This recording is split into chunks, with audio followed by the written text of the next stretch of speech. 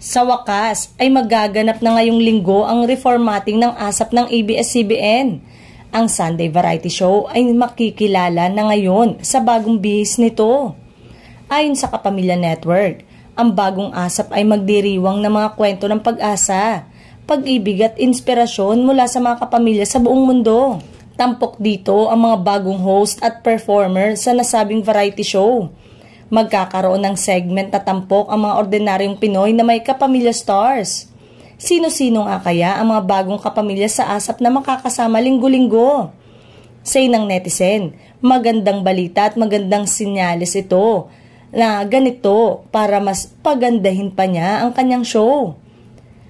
Huwag makakahon lang. Mag-isip sila ng mga bagong segment. Panatilihin nilang interesante ang programa para hindi paluhurin sa rating ng kalaban nila. Ang ASAP ay ang longest running Sunday musical variety show sa Philippine television. Nagpapakita ng pinakamahuhusay at pinakamagagandang artista at world-class performers ng ABS-CBN.